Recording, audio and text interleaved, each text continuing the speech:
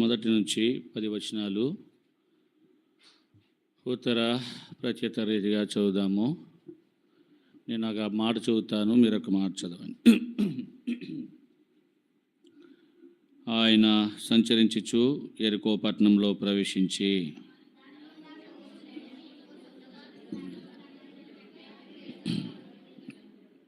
యేసు ఎవరో అని చూడగోరని కానీ పొట్టివాడైనందున జనులు గుంపు కూడి ఉండటం వలన చూడలేకపోయాను.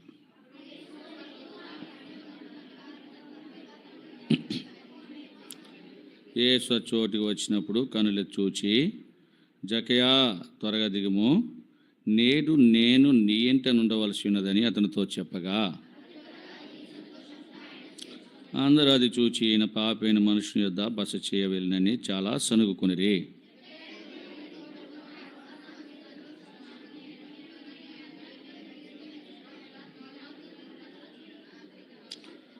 అందుకు యేసు, ఇతడును అబ్రహాము కుమారుడే, ఎందుకనగా నేడు ఈ ఇంటికి రక్షణ వచ్చి ఉన్నది.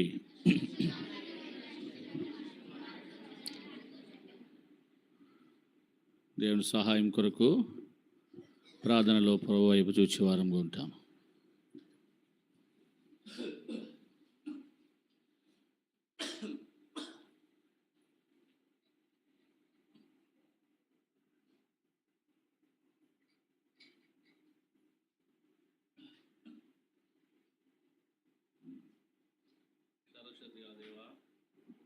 ప్రేమగల మా తండ్రి, శాశ్వతమైన ప్రేమతో మమ్మల్ని ప్రేమిస్తూ విడువక మా ఎడల కృప చూపుతున్న దేవా, నీకు వందనాలు. ఇంతవరకు పాటల ద్వారా మిమ్మల్ని మహింపరచుట కొరకాయి మీరు మాకు ఇచ్చిన ఈ గొప్ప సమయంలో కొరకు వందనాలు తండ్రి. తిరిగి వాక్యం దగ్గరికి వస్తూ ఉన్నాం, మీరే మాట్లాడండి. లూకా సువార్త 19వ అధ్యాయం 1 నుంచి 10 వచనాలు, యోహాను సువార్త 4:24 కూడా మాకు దీవెనకరంగా చేయండి. దేవవాక్యము మరి చెప్పుకొనిచుండగా దేవాని దాసుని బోరుగా వాడుకోండి, కంఠాన్ని బాగు చేయండి, దగ్గు రాకుండా చేయండి. దేవా, మరి భాగంలో నీ ప్రజలకే మాటలైతే అవసరమైన వాటిని దయచేయండి. గ్రహించే హృదయం ఇవ్వండి, భయభక్తులతో సేవించే వారుగా చేయండి. నీ కనికరం, నీ ప్రేమ, వాత్సల్యత మెండరుగా దయచేసి మీరే నడిపించమని. దేవా, శబ్దయంత్రాలు, లైవ్ అన్నీ కూడా ఈ పవరు అంతా కూడా మీ స్వాధీనంలో ఉంచుకోండి. మీ ఆత్మసంచారం మాతో ఉంచమని దేవా మీరే మాట్లాడమని యేసు నామములో వేడుకుంటున్నాం తండ్రి, ఆమేన్.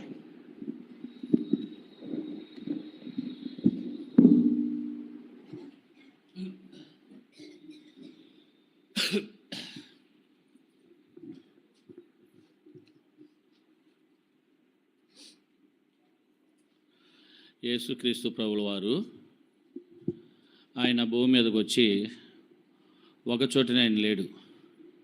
ఆయన సంచరించినాడు.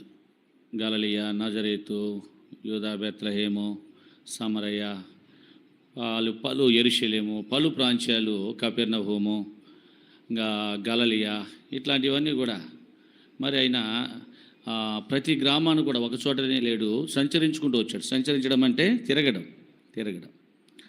ఎందుకోసం ఆయన అలా తిరిగేవాడుగా ఉన్నాడంటే అనేకులను, అనగా అపవాది చేత పీడింపబడిన వారిని స్వస్థపరచడానికి ఆయన తిరిగేవాడు. చదవని ఎక్కడ చూస్తామంటే అపోస్తుల కార్యములు అనుకుంటా,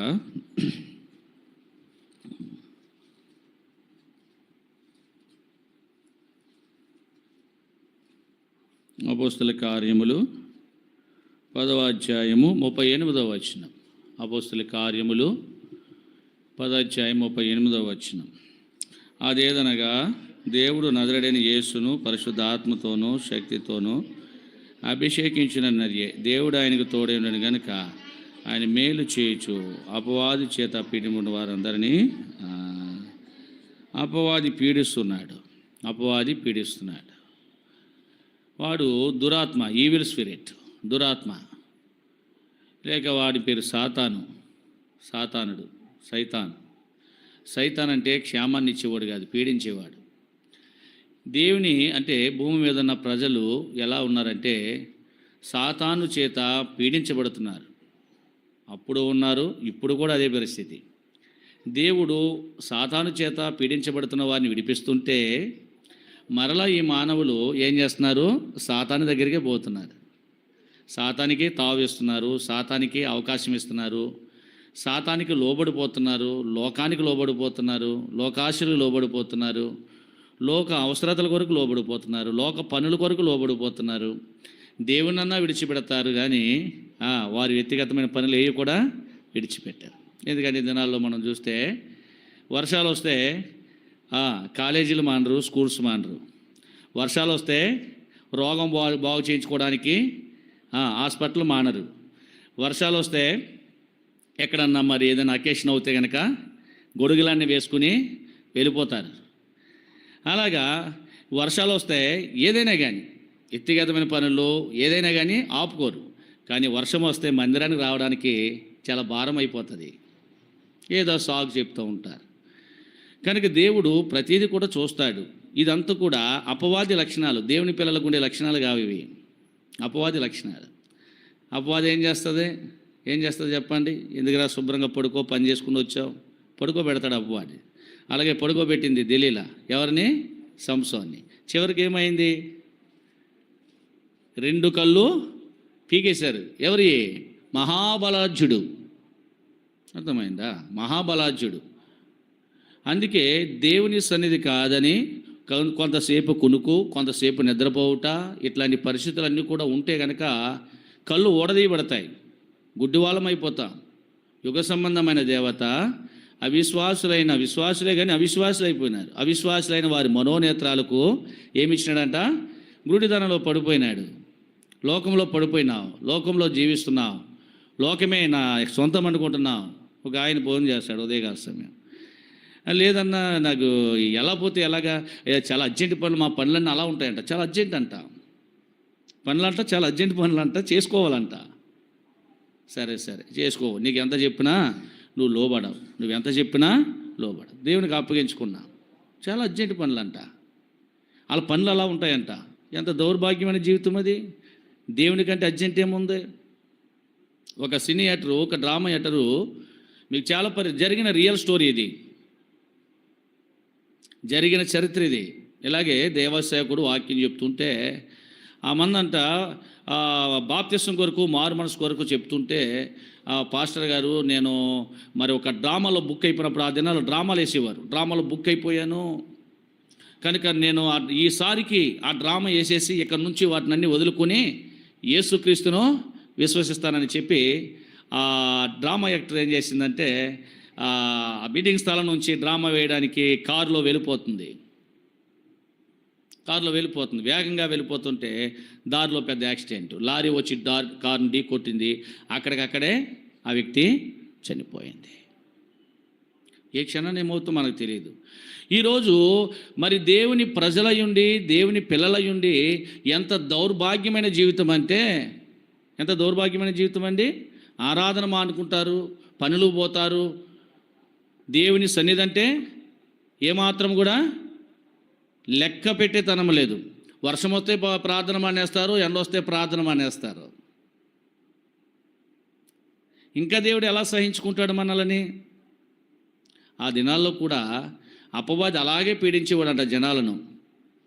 వారికి దైవ భయం లేదు, దేవుడు లేడు, దేవుని సన్నిధి తెలియదు, పాపముల చేత అపరాధం చేసి చచ్చిపోయారు వాళ్ళు, పడిపోయారు వాళ్ళు, లేవలేని స్థితిలో ఉన్నారు.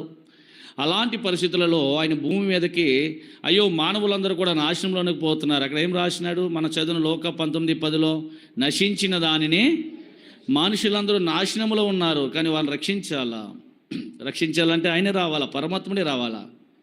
కనుక రక్షించిన కొరకు దేవుడు భూమి మీదకి వచ్చినాడు 2024 సంవత్సరాల క్రితమే.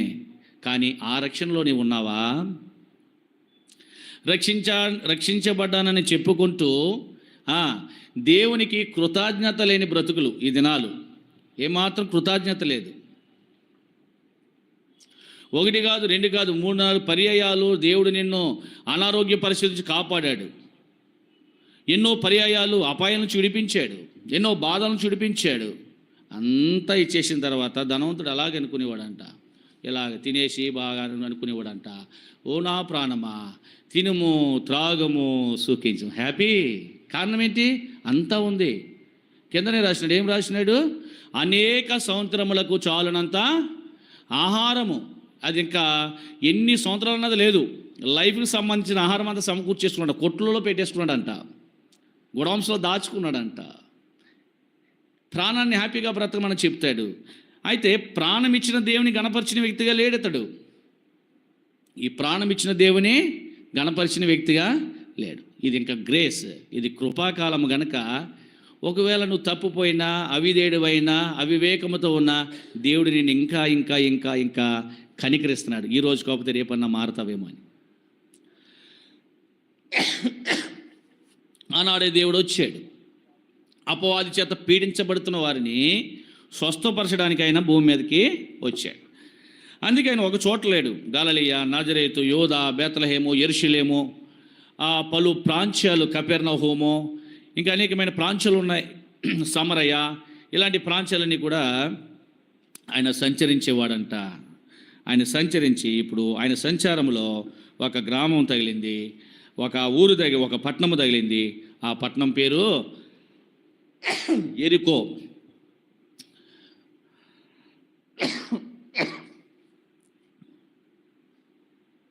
ఆ పట్టణం పేరు యెరికో.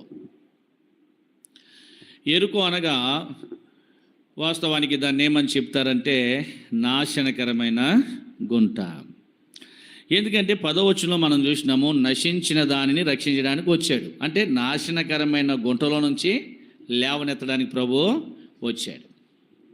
అయితే ఆ పట్టణం యొక్క ప్రాధాన్యత మనం చూస్తే, ఈ నాశనకరమైన గుంటలో లేక ఆ ప్రాంతంలో ఇక్కడ ఒక అన్యాయస్తుడు ఉన్నాడు. అన్యాయస్తుడు ఈయనెవరు చెప్పండి? ఇన్కమ్ ట్యాక్స్ ఆఫీసర్, అంటే పన్నులు వసూలు చేసేవాడు, అన్యాయంగా తీసేసుకునేవాడు, అన్యాయంగా సంపాదించేవాడు. అందుకే అతనిని అన్యాయస్తుడు అని చెప్పొచ్చు. యెరికోలో అన్యాయస్తుడైన ఒక ఆయన ఉన్నాడు. ఆయన పేరు జక్కయ్య. జక్కయ్యని పేరు గల ఒకడు. వాస్తవానికి అతని యొక్క అన్యాయమైన పనులను బట్టి, అతని యొక్క అవిధేయతను బట్టి, అతని యొక్క స్టేటస్ను బట్టి అతనికి రక్షణ లేకుండా పోయింది. అన్యాయంగా సంపాదించుకుంటాడు. ఎన్నో రూపాయలు ఉన్నాయి, చాలా సంపాదించేసాడు, కానీ అతనికి ఏమీ లేదు, రక్షణ లేదు, రక్షించేవాడు లేడు. ఏదైనా ఆపద వస్తే, ఇబ్బంది వస్తే రక్షించేవాడు లేడు. అలాంటి వ్యక్తి యేసు ఆ యెరికో పట్టణం గుండా వస్తుంటే ఆయనని నేను చూడాలి, ఒక ఆశ ఆయనలోకి వచ్చింది. ఆయన నేను చూడాలి. యేసు ఎవరో, ఆయన ఎలా ఉంటాడు, ఆయన రక్షకుడట, నాకు రక్షణ లేదు కదా, రక్షణ ఎలా వస్తుంది? నువ్వు ఎంచోపు సంపాదన మీద పడిపోతావు, ఎంచోపు నీ సుఖం మీద పడిపోతావు, ఎంచోపు నీ సుఖ భోగాలను అనిపిస్తూ ఉంటావు, ఇంకా నీకు రక్షణ ఎక్కడది? కానీ అంతన్యాయస్తుడు ఏం చేశాడంట? అతనిలో ఒక మార్పు వచ్చింది. యేసు ఎవరో చూడాలి. వచ్చాడు. కానీ అతడు చాలా పొట్టివాడట. మీరు అంటారు కదా, మరగుజ్జు మనుషులని చిన్నగా ఉంటారు కదా, వాళ్ళు ఎదగలేరు. ఇక అలాంటి పొట్టివాడి మనుషుడు. ఆడున్న వాళ్ళందరూ చాలా హైట్లో ఉన్నారు, చాలా ఎత్తరులు ఉన్నారు, ప్రభుని చుట్టుముట్టేశారు. ప్రభు కనబడ్డంలే. సరే ఏం చేయాలా? ఎందుకు ఈ శ్రమ అనుకున్నాడా? లేదు. అక్కడ ఒక చెట్టు చూశాడు, అది మేడి చెట్టు.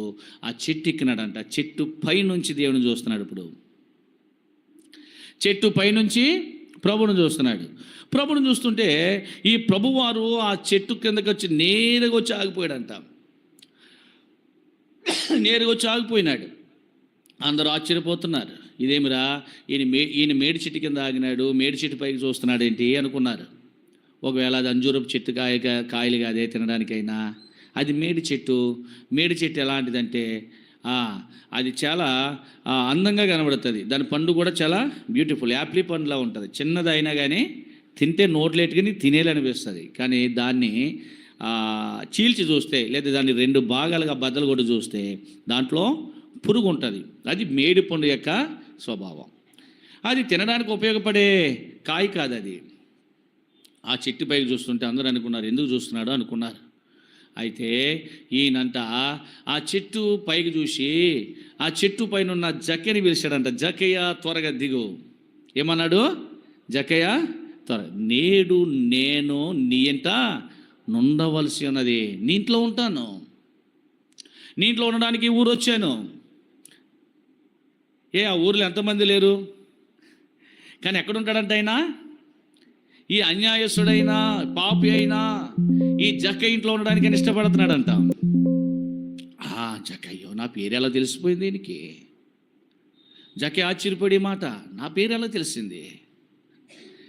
ఇర్మియా అన్నాడు, ఏమన్నాడు? నీవు నీ తల్లి గర్భములో పిండముగా రూపింపబడక మునిపే నీవు నాకు తెలుసు. మీరు అనుకోవచ్చు, మనం ప్రార్థన మానేసినామో ఏం చేస్తున్నామో, ఆ పాస్టర్ గారు చూసి వచ్చాడేంటి, ఎప్పుడు అనుకున్న మాటే, ఎప్పుడు అంటూనే ఉంటాడు రావట్లేదు రావట్లేదు రావట్లేదు రావట్లేదు అని. లేదు వాక్యం ద్వారా గద్దిస్తూ ఉంటాడు. ఈ మధ్య కొంతమంది స్టేటస్లు పెడుతున్నారు. ఎలాంటి స్టేటస్లు అంటే, ఏదో ఒక పాస్టర్ ఏదో విమర్శిస్తున్నాడు ఇంకో పాస్టర్స్ని. ఆమె ఒక విశ్వాసం అయ్యుండి పాస్టర్లు అంటే ఎలా ఉండాలంట. ఎంత దౌర్భాగ్యమైన జీవితంలో చాలా నష్టపోతూ ఉంటారు. సేవకులను విమర్శించు, సేవకుల కొరకు నీ వ్యక్తిగతమైన విషయాలు స్టేటస్లో పెట్టుకో, తప్పేమీ లేదు. ఎక్కడెక్కడో వేరే వేరే డినామినేషన్ తీసుకొచ్చి సేవకుడు అంటే ఎలా ఉండాలి, సంఘం అభివృద్ధి చెందాలా? లేదు. ఈ హెబ్రోను సంఘం అంటేనే ఇది ఎలా ఉంటుందంటే ఖండించేది, కొట్టే సంఘం ఇది. అవునా కదా రవితేజ్ బ్రదర్? కొట్టేదా కదా? తిమోతి గారు చెప్తాడు, ఆయన్ని బక్సింగ్ గారు కొట్టేవాడంట. కొడితే ఆయన ఏమన్నాడు తెలుసా? దైవ సేవకుని యొక్క దెబ్బలు నాకు తైలాభిషేకము. ప్రభు మహిమలో ఉన్నాడు ఆయన తిమోతి గారు. అలా సుందర్ సింగ్ గారు నన్ను ఎన్నోసార్లు కొట్టాడు. ఎందుకు? ప్రార్థనకు వచ్చినందుకు. ప్రార్థనకు వస్తే ఏం పడతాయి ఇక్కడ చెప్పండి? దెబ్బలు పడతాయి. ఇంకా మీకు ఎవరికి దెబ్బలు పడడంలే. మాట అంటేనే వాక్యం ద్వారా హెచ్చరికేస్తేనే, వాక్యం ద్వారా ఖండిస్తేనే ఉండలేకపోతున్నారు మీరు. దెబ్బలు పడతాయండి. ఏమ్మా పుష్పలేలమ్మా, అవునా కదా? కొట్టేవాడా సుందర్ సింగ్ గారు? నిజం. అందరిలో నన్నే కాదు చాలామందిని కొట్టాడు ఆయన. ఎవరన్నా అల్లరి చేస్తే పాడి చేతులు ఏదుంటే తీసేసేవాడు సంఘంలో. ఎలాగా ఆడు మొఖాన తగిలితుందో కాలు తగిలితో తర్వాత విషయం. మా అనుభవంలో మేము చెప్తున్నాం. ఇప్పుడెవరు ఉన్నారండి అలాంటి వాళ్ళు? దయచేసి దేవుని దాసునిగా మీకు మనవి చేస్తున్నాను. దేవుని దాసుల గురించి ఎప్పుడు కూడా ఎవరో పెట్టుకున్నాడు కక్షలతో వాటితో వీటితో. అలాంటి స్టేటస్లు మీ యొక్క సెల్ ఫోన్స్లో పెట్టుకోకండి. అంటే ఒకనగా దేవుని దాసులందరినీ కూడా వాళ్ళకి అది విమర్శించేది, పెట్టుకున్న నీవు విమర్శించినట్టు, పెట్టుకున్న నీవు విమర్శ చేసినట్టు. అలా చేయకూడదు. పాపం, అది కూడా పాపమే. ఇవన్నీ సాతాను యొక్క లక్షణాలు. ఇవన్నీ ఎవరి లక్షణాలు? సాతాను యొక్క లక్షణాలు. నిజముగా దేవుడు ఎలాంటి వాడంటే పాపి కొరకు వచ్చాడంట, జక్కే కొరకు వచ్చాడంట. ఎరుకో పట్టణంలో నేను నీ ఇంట్లో ఉంటానంటాడు ఆయన. చూసిన వాళ్ళందరూ ఏమనుకుంటున్నారు తెలుసా? ఏమనుకుంటున్నారు? చూసిన వాళ్ళందరూ ఏమనుకుంటున్నారు చెప్పండి? అయ్యో, ఈ పాపి దగ్గర ఉంటానంటాడేంటి? జక్కే అనుకుంటాడు, నా పేరు ఎలా తెలిసింది ఈయనకి? అంతా తెలుసు. దేవుడు ఆంతర్యమును ఏం చేసేవాడంట? ఎరిగినవాడు, ఆంతర్యం ఎరిగినవాడు ఈయన. కానీ జక్కే అనుకున్న నా పేరు ఎలా తెలుసయ్యా? నువ్వు పిండముగా ఏర్పడక మునిపే దేవునికి తెలుసు. అసలు నిన్ను పంపించేదే దేవుడు కదా, నిన్ను పుట్టించేదే దేవుడికి ఎందుకు తెలీదు? ఒక ఆత్మను పంపించేదే వెళ్ళు భూమి మీద పుట్టు, అంతే. దేవుడే పంపుతాడంట. 127వ కీర్తన మనం చూస్తాం కదా, కుమారులు యెహోవా అనుగ్రహించే స్వాస్యమో గర్భఫలమో ప్రభు ఇచ్చే బహుమానం, దేవుడిచ్చే బహుమానం అది. దేవుడు పంపినవాడికి తెలియదా? ఆయనకి అంతా తెలుసు. మనకి మనుషులు ముఖాలు తెలుస్తాయి కానీ దేవుడికి ఏం తెలుసంట? ఆంతర్యం తెలుస్తుందంట, ఆంతర్యం. కానీ ఇప్పుడు జక్కయ్య, ఈవిడ జనులందరూ ఏమనుకుంటారు? ఈ పాపి ఇంటి దగ్గర ఉంటాడంటాడేంటి? ఈయన ఎవడు? ఈయనకి అసలు తెలుసా? తెలియకుండా ఆయన పిలిచాడా? తెలియకుండా ఆయనకి ఎవరు కావాలా? పాపే కావాలా? నీతిమంతుడు ఎందుకు? నీతిమంతుడుగానే పాపులే కావాలా ఆయనకి? ఆయన పాపుల కొరకే వచ్చాడు, నీతిమంతుల కొరకు రాలే. ఏమ్మా, ఎవరి కొరకు వచ్చినాడైనా? పాపుల కొరకే వచ్చినాడైనా, పాపి కొరకే ప్రాణం ఇచ్చినాడైనా. ఆయన పాపే కావాలా? వీళ్ళకి అర్థం కావట్లే.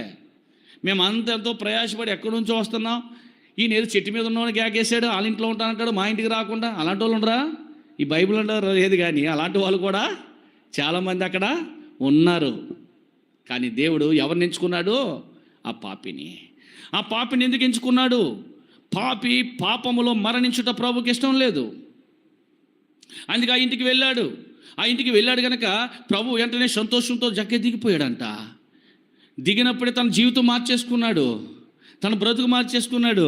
ఇంటికి తీసుకెళ్ళి అంటాడు, అతనిలో ఏమొచ్చింది? క్షమాపణ హృదయం వచ్చింది. అయ్యా, నేను ఎవరి యొద్ద అన్యాయంగా దేన్నైనా తీసుకుంటే కనుక నేను అతనికి ఎన్ని అంతలు చెల్లిస్తానో? 4 అంతలు. 1కి 4 వేసి ఇచ్చేస్తాను. ₹1 తీసుకుంటే ఎన్ని రూపాయలు ఇస్తాను? ₹4 వేసిస్తాను. అంటే ఎన్ని రూపాయలు ఇస్తాడు ఇప్పుడు? అబ్బా, తీసుకున్న వాడికి ఎవరి దగ్గర అయితే వసూలు చేశాడో వాడికి బంపర్ అంటే మంచి ఇన్కమ్ అండి వాళ్ళకి. ఈయన తీసుకునేది రూపాయే, కానీ ఎన్ని రూపాయలు ఇస్తాడు వాళ్ళకి? అంటే మన భాషలో చెప్తాను, ₹5 ఇస్తాడనమాట. ఇది ధర్మశాస్త్రములో ప్రభువు రాయించి పెట్టిన ఒక ఆజ్ఞ. ఇది చదవండి, ధర్మశాస్త్రము ఉంటుందన్నమాట. నిర్గమాకాండము 22వ అధ్యాయము 1వ వచనం అనుకుంటా, చదవండి. నిర్గమాకాండము 22వ అధ్యాయము 1వ వచనం.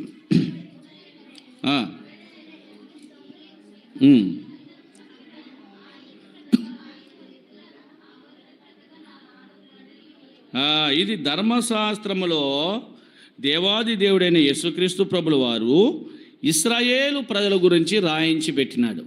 అంటే ఇశ్రాయేలు ప్రజలంటే దేవుని చేత ఏర్పరచబడిన వాళ్ళు, దేవుని చేత రక్షించబడిన వాళ్ళు, దేవుని చేత దీవించబడిన వాళ్ళు, దేవుని ప్రజల్లో చేరిన మనందరికీ కూడా అదే మాట. ఏంటది? ఎక్కడైనా కానీ ఒకదానికి ప్రతిగా ఎన్ని ఇవ్వాలంట? 4 ఇవ్వాలంట. 4 ఇవ్వాలా. ఇది ధర్మశాస్త్రం యొక్క విధి, ఇది యొక్క నిర్ణయం. దేవుడు రాయించి పెట్టిన చట్టం అది. ఆ చట్టాన్ని ఎవరు రద్దు చేయడానికి లేదు. అందుకే ఇది జక్కేకి ధర్మశాస్త్రం తెలుసు. అందుకంటాడు ప్రభువా, నిజమే, నువ్వు నా ఇంటికి వచ్చావు, చాలా హ్యాపీగా ఉంది. ఇప్పుడు నాకు నా జీవితంలో సంతోషం వచ్చేసింది. ఆయన పిలుపులోనే సంతోషం వచ్చిందంట. ఎప్పుడైతే జక్కయ్య నువ్వు త్వరగా దిగమో, నేడు నేను నీ ఇంటిలో ఉండాలి అని ఒక స్వరం ఎప్పుడైతే తనతో పలికాడో, ఈ స్వరం వెళ్ళి చెట్టు మీద ఉన్న జక్కయ్య హృదయాన్ని టచ్ చేసిందంట. ఇంక అర్థమైందా? ఈ స్వరం వెళ్ళి చెట్టు పైన ఉన్న జక్కయ్య హృదయాన్ని టచ్ చేసింది, అంటే తాకింది. తాగ్గానే జక్కయ్యకి ఏమొచ్చిందంట? అది ఏం రాశాడు? ఎలా దిగాడు జక్కయ్య? చెట్టెక్కినోడు సంతోషంతో దిగుతాడా? చదవండి, అక్కడ మంచి మాట ఉంది కదా. త్వరగా అసలు చెట్టు ఎక్కిన వాడికి చెట్టు ఎక్కడం సులువా, దిగడం సులువా? చెప్పండి. చెట్లు ఎక్కే వాళ్ళు ఎవరన్నా ఉంటే చెట్టు ఎక్కడం సులువా, దిగడం సులువా? దిగడమే సులువా? నేను దిగడమే కష్టం అనుకుంటాను. ఎందుకంటే ముందు చూపు, ఎక్కినప్పుడు ఆ కొమ్మ అలా పట్టుకుని ఈజీగా ఎక్కుతాం. దిగినప్పుడు చూడడం కొంతమంది జారిపోయి కొట్టుకుపోతూ ఉంటాయి. అంటే నేను ఎరిగినంత మట్టికి ఎక్కడమే, నాకు అసలు చెట్లు ఎక్కడం రాదు. కానీ చింతకాయల కోసము సోదరుడు భీమరాజు మేమంతా కూడా బెరాక అయిపోతారు, సాయంత్రం వల్ల వెళ్ళవచ్చు. ఇవన్నీ చింత చెట్లు ఉండి వీళ్ళు ఏం చేశారు, నేను పిల్లవాడు కొన్నాను చెట్టు ఎక్కమని కొంత నాకు పొట్టించి వదిలేశారు. ఆ కొమ్మటిని ఎక్కేసాను. ఎక్కడ ఎక్కేసాను? చింతకాయలు కోసాను, ఇచ్చాను, దిగలేకపోతున్నాను. ఒక స్థానానికి వచ్చాను, అక్కడి నుంచి కిందకే దిగలేకపోతున్నాను. ఈ లోపల ఏడుపు. ఎక్కించిన వాళ్ళు కూడా వీళ్ళు కూడా దింపలేకపోతున్నారు. ఎందుకంటే అంత హైట్లో ఉన్నాను. ఎక్కడ దిగుతారు? వాళ్ళకి రాదు ఎక్కడం. మీకు అర్థమైందా? దిగడం చాలా కష్టమే. తర్వాత ఎవరో వచ్చిన దించారు. అలా వచ్చి మా తాత అనుకుంటే ఎలా వచ్చాడు, పొలం అంటూ వచ్చినని చూసి 2 దెబ్బలేసి చెట్టు ఎందుకు ఎక్కవరా బాబు అని ఆ సైకిల్ మీద నుంచి పట్టుకుని ఇలా భుజం మీద దించుకుని కింద దించాడు చెట్టు మీద నుంచి. ఎందుకు ఈ మాట చెప్తున్నానంటే, దిగడం చాలా కష్టము, ఎక్కడం చాలా ఈజీగా ఎక్కేస్తాం. కొమ్మలు పట్టుకుని దిగేటప్పుడు మాత్రం వెనుక చూపుతో రావాలి కనుక చాలా కొన్ని ప్రమాదాలు కూడా జరుగుతూ ఉంటాయి. మరి ముఖ్యంగా కొబ్బరి చెట్లు ఎక్కే వాళ్ళకి, తాడి చెట్లు ఎక్కే వాళ్ళు కూడా అది ఇంకా ప్రమాదం అన్నమాట. సరే, ఇప్పుడు దిగడం అంట, ఎలా దిగడంట? త్వరగా దిగిపోయాడంట. ఎందుకు త్వరగా అంత త్వరపడింది దిగినాడు? తన ప్రాణాన్ని కూడా లక్ష్య పెట్టలేదు, కానీ అతనిలో సంతోషము, జాయ్ వచ్చాడు. జాయ్ తన గుండె నిండా ఏమొచ్చిందంట? గుండె నిండా జాయ్ జై, మైండ్ అంతా హాయ్ హాయ్. గుండె నిండా జాయ్ జై, మైండ్ అంతా హాయ్. లేదు నాకింకా ఫియరు, ఏసే కదా నా డియరు. అతనిలో ఒక సంతోషం వచ్చేసింది. ఆ సంతోషంతో ఏం చేశాడంట? త్వరగా దిగిపోయాడు. కారణం ఏంటి? సంతోషం రావడానికి కారణము దేవుని యొక్క స్వరము ఆయన హృదయాన్ని ఏం చేసింది? తాకింది. ఇప్పుడు 4 గంటలు ఇచ్చేస్తున్నాడు, అన్యాయంగా సంపాదించింది ఇచ్చేసాడు. అప్పుడు ప్రభు చెప్పేశాడు అందరికీ, అక్కడున్న సనుక్కునే వాళ్ళకి, గొనుక్కునే వాళ్ళందరికీ చెప్పినాడంట. ఏమన్నాడంటే, కంట్రోల్ చేయండి. వాళ్ళకి ఏం చెప్పినాడంటే, ఏం చెప్పినాడు? ఇతడును అబ్రహాము కుమారుడే. అబ్రహాము కుమారుడని ఎందుకన్నాడు? రక్షించబడిన ప్రతి విశ్వాసి అబ్రహాం కుమారుడేనంట. ఎందుకంటే అతడు విశ్వాసులకు తండ్రి. సరే, ఇతడును అబ్రహాం కుమారుడు. ఎందుకంట? ఈ ఇంటికి రక్షణ వచ్చి. ఇంతకుముందు ఆ ఇంటికి ఏమీ లేదు, రక్షణ లేదు. ఇప్పుడు యెరికోలో యేసుక్రీస్తు ప్రభువారు రక్షణ లేని ఇంటికి రక్షణ ఇచ్చాడు. ఎంత అద్భుతమో చూడండి. ఇక జక్కయ్యకి రక్షణ వచ్చేసింది. జక్కయ్య చుట్టూ కాపుదల వచ్చేసింది. ఇంకా జక్కయ్యకు భయం లేదక. ఏంటంటే రక్షించేవాడు అక్కడ ఉన్నాడు, రక్షించేవాడు తన ఇంటిలో ఉన్నాడు. అంతేకాదు, యెరికో గురించి మనం చూస్తే అది చాలా చరిత్ర గల ప్రదేశం. అది యెరికో యొక్క నగరము అంట. దాని చుట్టూ, అంటే యేసుక్రీస్తు ప్రభువారు వచ్చిన తర్వాత కాదు, ఆయన రాకముందు యెరికో యొక్క చరిత్ర మనం చూస్తే దాని యొక్క గోడ ప్రాకారం ఉంటుంది. ఆ యొక్క యెరికో ఊరు చుట్టూ ప్రాకారం. ఎలాంటి ప్రాకారం? మనం కట్టుకుని ఎలాంటి ఒంటిటి గోడ కాదు, అవి చాలా ఎత్తైన ప్రాకారము. 90 మూరల ఎత్తు ఉంటుందట గోడ. 90 మూరల ఎత్తు, 30 మూరల వెడల్పు. సరే, ఆ 30 మూరల వెడల్పులో 2 రథాలు పరిగెత్తి అంట. అంటే ఒకటి ఎలా వెళ్ళొచ్చు, ఒకటి ఇలా రావచ్చు. అంటే దేని మీద? ఆ యొక్క ప్రాకారం మీద రథాలు పరిగెత్తాయి అంట. అంత పెద్ద గోడ అంటది. అదే ప్రాకారాన్ని ఆనుకుని, యెరికో పట్టణాన్ని ఆనుకుని, యెరికోలో ఇప్పుడు మన అక్రమస్తుడైన ఎవరు? అన్యాయస్తుడైన జక్కయ్యని చూసాం. జక్కయ్య ఏ విధముగా అయితే ప్రభు ఆ ఇంటికి రక్షణ తీసుకొచ్చాడో మనం చూసాం. అయితే ఆ ప్రాకారాన్ని ఆనుకునంట అక్కడ ఒక ఆమె ఉందంట. ఆ యెరికో ప్రాకారాన్ని ఆనుకుని ఒక ఇల్లు ఉంది. ఆ ఇంటిలో ఒక ఆమె ఉంటుంది. ఆమె పేరు రాహాబు. ఆ పేరేంటి? రాహాబు. రాహాబు యొక్క జీవితం మనం చూస్తే ఆమె వేశ్య.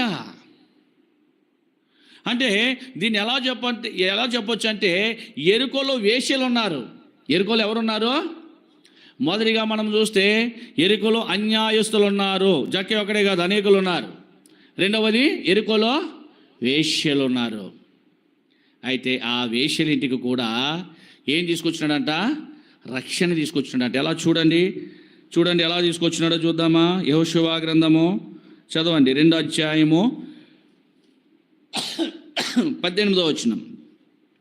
యెహోషువ గ్రంథము 2వ అధ్యాయం 18వ వచనం. ఈ ఎర్రని దారమును కట్టి నీ తండ్రిని, నీ తల్లిని, నీ అన్నదమ్ముని, తన్నింటి వారందరినీ ఇంట. చూడండి ఇక్కడ ఈ ఎర్రని దారము, ఈ ఎరుపు దేనికి గుర్తుకుందంటే యేసుక్రీస్తు ప్రభు వారి రక్తమునకు గుర్తుగా ఉంది. ఆయన రక్తమే కాదు, ఎరుపు అనగానే రక్తమునకు గుర్తంట. 3 రంగుల జెండా పాట ఉంటుంది. 3 రంగుల జెండా అంటే రేవంత్ రెడ్డి పాట కాదు, అది అనుకుంటారేమో. అంటే జాతీయ గీతం ఒకటి ఉంది. 3 రంగుల జెండా గురించి చక్కగా పాడి ఓ హాస్టల్ పిల్లలు, మా చిన్నప్పుడు నేను చదువుకునే దినాల్లో ఇదే 3 నెంబర్ స్కూల్లో హాస్టల్లో చదువుకునేవారు పిల్లలు. మంచిగా వాళ్ళు ఎక్కడ నేర్చుకున్నారో పాడేవారు. ఎరుపు రంగు గురించి అర్థం చెప్పారు, పచ్చ రంగు గురించి చెప్పారు, తెలుపు రంగు గురించి చెప్పారు.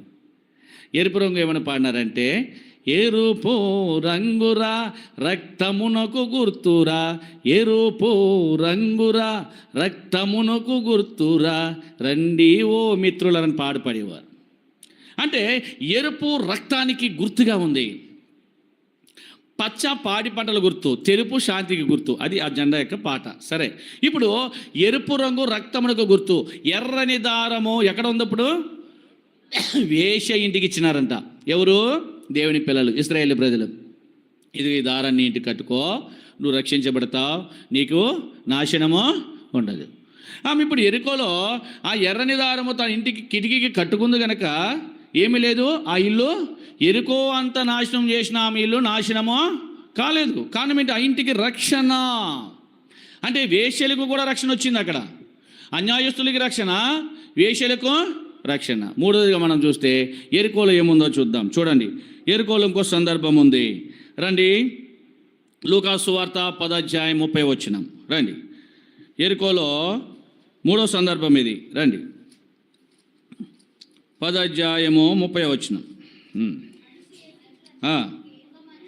ఒక మనుషుడు, చదవండి అందరూ. యెరూషలేము నుండి యెరికో పట్టణం దిగి వెళ్ళొచ్చు, దొంగల చేతిలో చిక్కెను. వారు అతని బట్టలు దోచుకుని అతను కొట్టి కొర ప్రాణముతో. యెరికోలో దొంగలు ఉన్నారు. మనకు కావాల్సింది అదే. యెరికోలో ఎవరున్నారు? దొంగలు, దోచుకునే వాళ్ళు ఉన్నారు. అయ్యో, గొప్ప చరిత్ర ఉంది యెరికోకు. కానీ వాస్తవానికి అది ఖర్జూర వృక్షం గల ప్రదేశం అంట. అక్కడ ఖర్జూరాలు ఎక్కువ పండుతాయట. అంత సౌందర్యమైన నగరం అది. కానీ ఇట్లాంటి వాళ్ళందరూ ఉండడం ద్వారా అదేమైపోయింది? నాశనం అయిపోయింది, పాడైపోయింది. యెరికోలో అన్యాయస్తులు ఉన్నారు, యెరికోలో వేశ్యలు ఉన్నారు, యెరికోలో దొంగలు కూడా ఉన్నారు. దొంగలు ఏం చేస్తారు? దోచుకుంటారు. దొంగలు ఏం చేస్తారు? దోచుకుంటారు. అయితే ఆ యెరికోలో ఉన్న దొంగల కోసము, ఆ యెరికోలో ఉన్న ఆ యొక్క మరి దొంగలను రక్షించరు. కానీ యేసుక్రీస్తు ప్రభువారు దొంగల మధ్య సిలువ వేయబడ్డాడంట. ఆ దొంగని రక్షించాలి, ఆ దొంగకి రక్షణ కావాలా.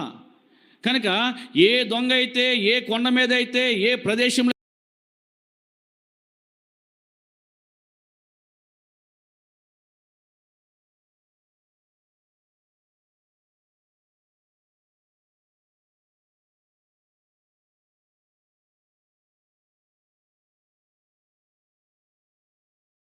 అయితే సిలువ వేయబడ్డాడో ఆ దొంగ దగ్గర ఆయన కూడా సిలువ వేయబడ్డాడంట. చదవండి, ఎక్కడ చూస్తాము? మత్తయి సువార్త 27:38 అనుకుంటా.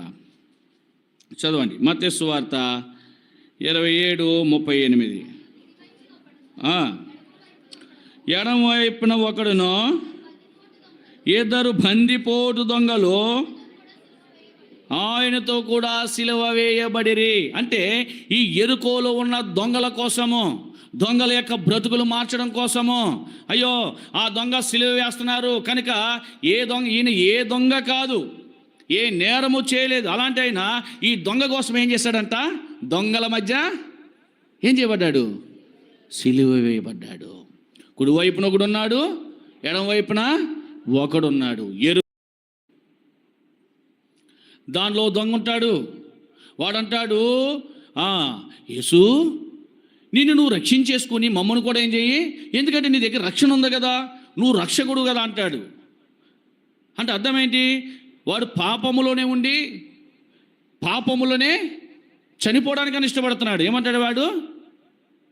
నిన్ను రక్షించుకొని మమ్మను, అంటే నువ్వు మమ్మల్ని రక్షిస్తే మళ్ళీ వెళ్ళిపోయి మా పాపాలు మేము మళ్ళీ మా దోపిడీలు మేము చేసేస్తామని అర్థం.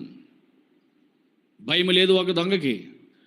అయ్యో, దేవుడు ఎంత ప్రేమించి ఆ దొంగలను రక్షించడానికి ఆయన అక్కడ సిలువ వేయబడితే ఈ దొంగ ఏమంటాడు? నిన్ను రక్షించేసుకున్నంట మమ్మల్ని కూడా రక్షించే. అయితే రెండో వాడు అన్నాడు, వాడిని గద్దించాడంట. మనకిది న్యాయమే, మన దొంగలము, మనం ఇదే శిక్ష విధిలో ఉన్నాం, నువ్వు దేవుడికి భయపడవా? చూడండి ఎంత అద్భుతమైన మాట ఇది. సిలువలో వేలాడుతూ ఇంకో ఒక దొంగ ప్రభు మాట్లాడలే, మౌనంగా ఉన్నాడంతే.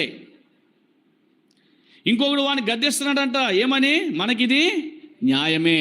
ఏంటి న్యాయమో? నువ్వు దేవునికి భయపడవా? మనం చేసిన దోపిడీలకి, మనం చేసిన ఈ పాపములకు ఈ శిక్ష మనకుంది. ఆయన ఏ పాపమో ఆయన దగ్గర ఏ నేరమో లేదు, కానీ ఆయన అన్యాయముగా సిలువేశారు. నిజంగా మనం చూస్తే అప్పుడు అంటాడు, వాడిని గద్దించి అంటాడు యేసు, నీవు నీ రాజ్యముతో వచ్చినప్పుడు నువ్వు నన్ను ఏం చెయ్యి? పశ్చాత్తాపముతో వచ్చాడు దొంగ.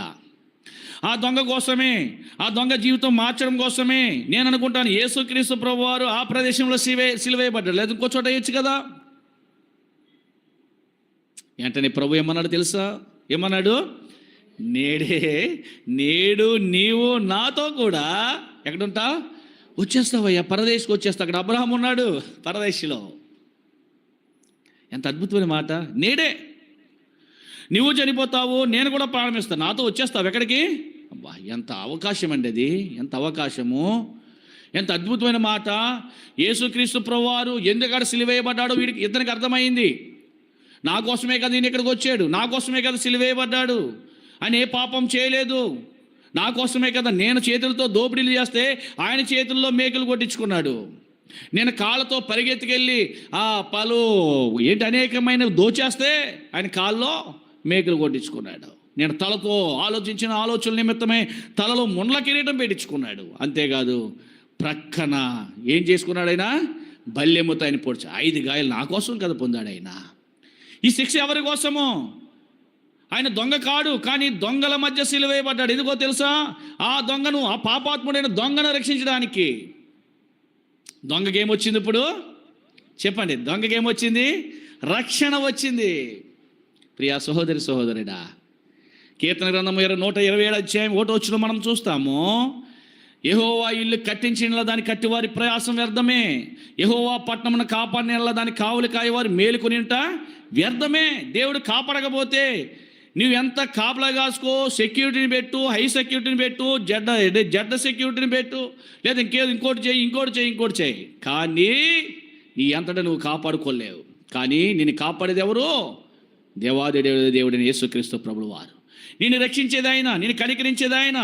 ఈ లోకంలో నిజంగా చూస్తే అన్యాయస్తుల కొరకు, వేశ్యల కొరకు, తర్వాత దొంగల కొరకు, జోదముతో బ్రతికి వాళ్ళ కొరకు, ఇష్టానుసారంగా జీవిస్తూ పాపంలో ఉండి పాపంలో మరణించే వారందరి కొరకై యేసుక్రీస్తు ప్రభువారు భూమి మీదకి వచ్చాడు. యేసుక్రీస్తు ప్రభువారు భూమి మీదకి వచ్చాడు. భూమి మీదకి వచ్చి ఆ పాపుల నిమిత్తమైన సిలువ వేయబడ్డాడు. సిలువ వేయబడి సిలువలో కాచిన ప్రశస్తమైన రక్తముతో ఆనాడు ఎరుకోలనే కాదు, నీ జీవితంలో కూడా గొప్ప గొప్ప కార్యాలు ఆయన చేసుకుంటూ వచ్చాడు. నీకు రక్షణ తీసుకొచ్చాడు. మన జీవితంలో రక్షణ లేదు, ఎక్కడ చూసినా రక్షణ లేదు, ఎక్కడ చూసినా నెమ్మది లేదు. కానీ యేసు ప్రభు దగ్గర ఏముంది? రక్షణ ఉంది, కాపాడేవాడైనా. అందుకే కీర్తనకారుడైన సొలొమోను రాసిన కీర్తన జ్ఞాని రాశాడు ఆ మాట. యెహోవా పట్టణమును కాపాడకపోతే దాని కావులు కాయవారు. ఈరోజు నీవు ఉన్నావంటే దేవుడు నేను కాపాడుతున్నాడు. నువ్వు ఒక దొంగవి, నీవు ఒక వ్యభిచారివి, నువ్వు ఒక త్రాగుబోతువి, నువ్వు జోదగాడివి, నువ్వు ప్రార్థన మానేసి ఇంటికాడ గుర్రమని గొర్రెలు పెట్టి నిద్రపోయేవాడివి, నువ్వు మందిరానికి దూరం అయిపోయిన వాడివి, దైవ భయం లేనివాడివి, ఇలాంటి దౌర్భాగ్యమైన జీవితంతో ఉన్న వారందరి కొరకాయ దేవుడు ఏం చేశాడంట? ఎక్కడికొచ్చినాడు? భూమి మీదకి వచ్చాడు. అయినా ప్రేమించాడు నేను రక్షించడానికి, నేను కాపాడడానికి. నువ్వు తిండిపోతువై ఇంటికాడ వండుకొని తినేసేసి ప్రార్థన మానేస్తే ఆ తిండిపోతు యొక్క అవమాన మాటలు ఆయన మీద వేసుకున్నాడంట. ఆయన ఏమన్నారు? తిండిపోతు అన్నారంట. ఆయన తిండిపోతు కాడు. నీ అవమానం ఆయన భరించాడు, నీ నిందలు ఆయన భరించాడు. దొంగల మధ్య సిలువ వేయబడ్డాడు. వేశ్యల యొక్క జీవితాలు మార్చడానికి వేశ్యల యొక్క గృహాలనే కదిలించాడు ఆయన. వారిలో మార్పు తీసుకొచ్చాడు. అన్యాయస్తుడైన ఆ జక్కీ జీవితం మార్చడం కొరకాయ త్వరగా దిగన్నాడు. ఆయన స్వరములోనే ఏముంది? ఆయన స్వరములోనే రక్షణ ఉంది. ఆయన పిలుపులోనే సాల్వేషన్ ఉంది. ఆయన పిలుపులోనే జీవం ఉంది.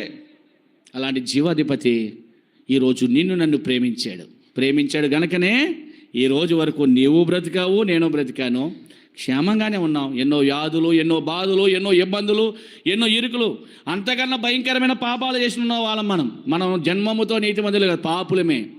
నీతిమంతుడు లేడు, ఒక్కడు లేడు. అలాంటి ఈ యుగములో దేవుడు నిన్ను ఏర్పరచుకున్నాడు, రక్షించుకున్నాడు, సంఘములోనే చేర్చాడు. సంఘములో ఒక అంగముగా చేర్చబడిన నీవు ఎలా ఉండాలా? దేవునికి జీవితాంతము కృతజ్ఞుడవై బ్రతకాలే కానీ దేవుని విడిచిపెట్టి నువ్వేం చేయకూడదు? ఉండకూడదు. ఏ నెమ్మది పొందుతావు? ఏం క్షేమాన్ని పొందుతావు? ఏం ఆరోగ్యం దేవుడు ఇస్తాడు? ఏమి ఐశ్వర్యం దేవుడు నీకు ఇస్తాడు? అందుకే దేవునికి రోషము పుట్టించుదమా, ఆయన కంటే మనము బలవంతులమా? దేవుని కంటే మనం బలవంతులం కాదు, ఇంకా దేవుడు నేను కనికరిస్తున్నాడు. ఈ రోజు వరకు నువ్వు ఎలా ఉన్నావంటే ఎవరు నేను కనికరిస్తున్నాడు? నువ్వు వర్షం వచ్చినా మందిరం మానేసావంటే దేవుడు నేను కనికరిస్తున్నాడు కాబట్టి బ్రతికావు, లేదా చస్తావు నువ్వు అంతే. నిజమది, నేను చెప్పేది కాదు, వాక్యం చెప్పే సత్యం. దేవుడి కాదని పోయావా, నువ్వు మరణంలోనే ఉన్నావు. మందిరం మానేసి ఇంటికాడ ఉన్నావా, నువ్వు మరణంలోనే ఉన్నావు, జీవంలో లేవు. చస్తావు, చచ్చినోడివే నువ్వు, చచ్చినోడితో సమానం. ఆదామన్నాడు, ఆదామా నీవు ఆ పండు తిని దినమని నిశ్చయంగా చస్తావు. ఏ దినానైతే ఆదామా పండు తాగాడో ఆ దినమే చచ్చాడు, దిగంబరుడయ్యాడు, నెమ్మది లేకుండా పోయాడు, వెలివేయబడ్డాడు. ఎక్కడికి ఎక్కడి నుంచి అయితే దేవుడు తీశాడు అక్కడికే పోయినాడు, కష్టాలు అనిపించుకుంటూ వచ్చాడు. ఈరోజు నీ పరిస్థితి అంతే, నీ పరిస్థితి అంతే. వెలివేయబడతావు, పరలోకంలో నీకు చోటు లేదు. రక్షించబడి ఆరాధించవలసిన విశ్వాసివి, బలలో పాలు పొందవలసిన విశ్వాసివి, నీ సొంత భోగాలకు విలాసాలకు చోటిచ్చి దైవ మందిరానికి దూరం అయిపోతే నీకేమీ లేదు, పరలోకంలో చోట్లే. దేవుడు పక్కన పెడతాడు, ఇంకా దేవుడు నేను కనికరిస్తున్నాడు. ఈ రోజు వరకు కూడా మనం ఈ క్షేమంలో ఉన్నామంటే ఆయన కృపే, ఆయన దయే, ఆయన ప్రేమే. ఆయన ఆ ప్రేమ చూపకపోతే ఈ క్షేమంలో మనము ఉండము. జాగ్రత్త. ఎరుకోలో అన్యాయస్తులు, ఎరుకోలో వేశ్యలు, ఎరుకోలో దొంగలు, అలాంటి ప్రదేశాన్ని దేవుడు దర్శించాడు. ఈ లోకమని ఎరుకోలో అంతకన్నా భయంకరమైన పాపం ఉంది, నాశనకరమైన గుంట. దీనికి ఒక పేరు పెట్టారు, పనికి మాలిన లోకం అంటే. ఇది ఏ లోకం చెప్పండి? ఇది పనికి మాలిన దేనికి ఉపయోగమో మీకు తెలుసా? ఇది ఏ లోకం చెప్పండి? ఇది చెప్పండి. ఈ లోకంలో యోగ్యమైనది ఏదీ లేదంట, పెంట కుప్ప లాంటిదంట ఈ లోకం. అందుకే పెంట కుప్పల మీద నుంచి దేవుడు నేను ఏం చేశాడు, లేవనెత్తుతున్నాడు. అయితే నువ్వు ఎక్కడ ఏం చేస్తున్నావు? మళ్ళీ వెళ్ళి పెంటలోనే ఉంటున్నావు. పెంటలో అసహ్యమైనవి ఉంటాయి. దేవుడికి అసహ్యమైనవి కనిపించకూడదు. పవిత్రులు కావాలా, పరిశుద్ధులు కావాలి. పరిశుద్ధుడివై నీతిగా ఈరోజు ఈ క్షేమంలో దేవుడు నిన్ను ఉంచాడంటే ఆయన కృపే. ఆనాడు ఎరుకోని దేవుడు దర్శించినాడు, అన్యాయస్తులు మారారు, అన్యాయస్తులకు రక్షణ వచ్చింది, వేశ్యలకు రక్షణ వచ్చింది, తర్వాత దొంగలకు రక్షణ వచ్చింది. ఈనాడు నిన్ను కూడా దేవుడు టచ్ చేశాడు, నిన్ను దర్శించాడు, ఆయన వాక్యం ద్వారా మాట్లాడాడు, నీ జీవితం మార్చాడు. మారిన నీవు ఏం చేయాలా?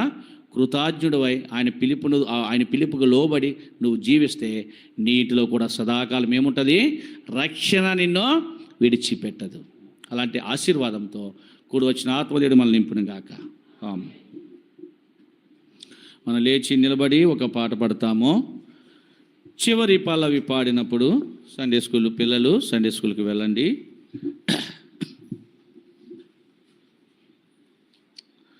29వ పాట, నూతనముగా చేర్చబడిన పాటల్లో 29వ పాట, దేవుని ఆశ్చర్య కార్యములను అందరూ చూడరండి అనే పాట.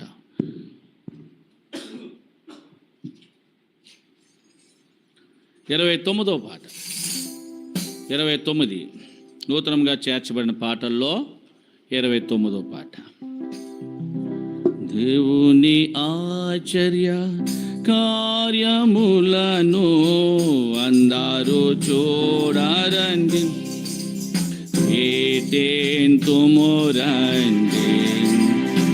దేవుని ఆశ్చర్య కార్యములను అందరూ చూడరండి, ఏటేంతుమురండి. ఆశ్చర్యకారుడు యేసే, ఆశ్చర్య క్రియలు చేసే, ఆశ్చర్యకారుడు యేసే, ఆశ్చర్య క్రియలు చేసే. ఆయనంగన పరచి స్తుతించుడి, ఆయనంగన పరచి స్తుతించుడి.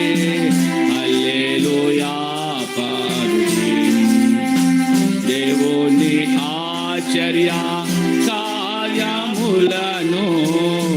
దారుచు